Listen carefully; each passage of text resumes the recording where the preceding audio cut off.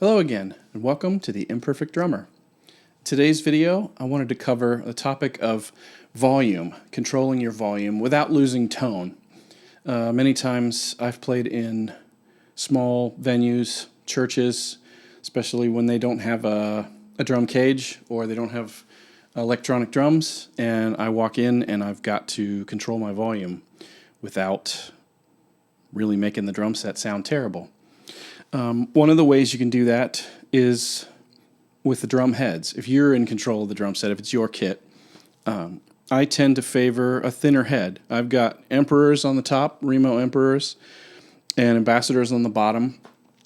I don't go for a thick, like a hydraulic head or a oil-filled or any of the multiply, because I really want the tone to come through. And I think, in my experience, when I've walked in and there's a kit with thick heads, usually it's a church trying to keep their volume down, and so they thought, well, let's put thick heads on it, that'll keep the volume down. And yes, it can if you don't play hard, but then it kills all the tone, too. The drums end up just kind of sounding like cardboard boxes. Or you can hit them really hard and you'll get tone, but then that defeats the whole purpose of having done it in the first place. Whereas if you put thinner heads on your kit, you're going to get a lot more tone. And I'll play the kit and do some examples here in a minute. But I just find that going the opposite direction of what you would think, not putting muting.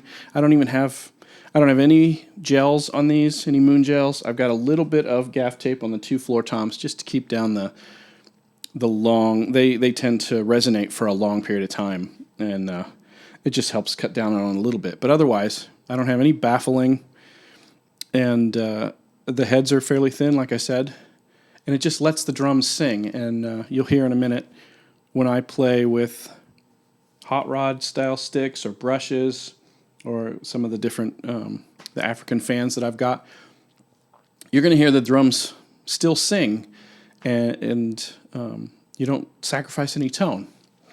But before I get started playing on the kit, I wanted to show you some of the different sticks that I have that can also help in lowering your volume. The first thing I want to show off, these are called African Fans. I got these from a company called Dem'Sticks. He hand makes these, and I'll do a little close-up, but this is kind of what they look like. I think they're bamboo. It's possible they're rattan. I'm never quite sure. These have 40 strands in each one, and then they're probably plastodipped, but they're just a really unique sound, and they're, like I said, they're handmade. You can get them in multiple colors. Once I found these, I ordered a couple, and they're just a real joy to play with. So those are African Fans. Let's see. I've got another set from Dem'Sticks. Am I in focus? Yeah. These are the S33s. These are kind of like hot rods. Most drummers are familiar with hot rods. They've got the little retaining loop. I'll show you on there, the little loop you can roll up. I keep looking at my screen over here because my camera doesn't have its screen on, so sorry about that. I'm still getting used to things, doing this YouTube channel thing. Still fairly new. Anyway, I usually keep these pretty low. You can see they're kind of beat up, but they just kind of a softer sound. I like them better than hot rods, but I've beat them pretty hard, so they're starting to. I'll probably have to get another pair, but you'll hear those in a minute. Now, if we want to go even lighter, you can get something like these, which are called Broomsticks from Promark, and they are like a broom, like a old-fashioned broom. They've still got enough girth to them that you can get some good tone out of the drums, but you really lose the bite that sticks would have. What else do I have here? Obviously, you can play with, your standard brushes, wire brushes, but I went for something fairly unique. Pull these out of here. These are called Wiretaps. They're from Vater.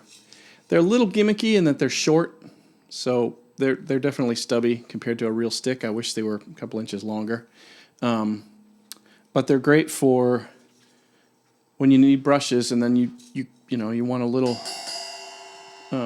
stick on the end, and you don't have to go and reach for your stick, or you don't have to use the metal ring on the end of a regular brush, which is kind of clangy and a little too tinny. So these are kind of handy. The last thing I have isn't necessarily for lowering volume, but it's kind of a nice tool to have in your arsenal. At the top are mallets, but the other end is a drumstick. These are Mike Balter Louie Bellson LB2 stick mallets. And it's just nice if you're doing cymbal swells and you suddenly just need to flip around and actually play the kit with sticks and then flip back around and use them as a mallet. They're really handy to have. And I like using them for floor tom rolls, things like that. So, without talking your ear off too much more, let's get to playing.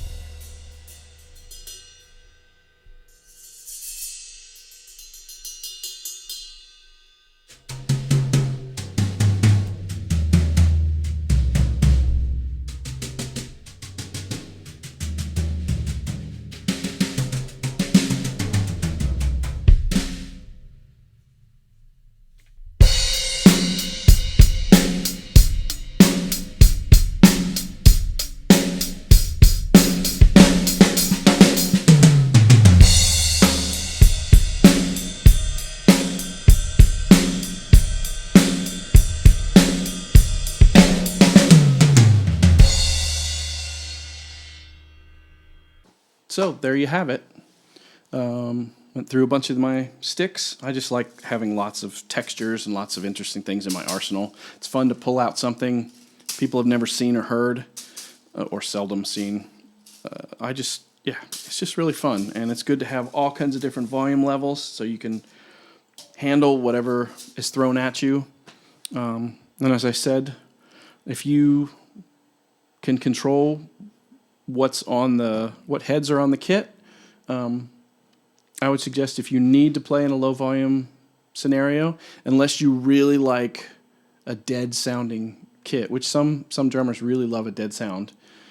But if you want to get tone without sacrificing, if you want to get low volume without sacrificing tone, then I would suggest going for a much thinner, more open, and tune your toms so that they sing.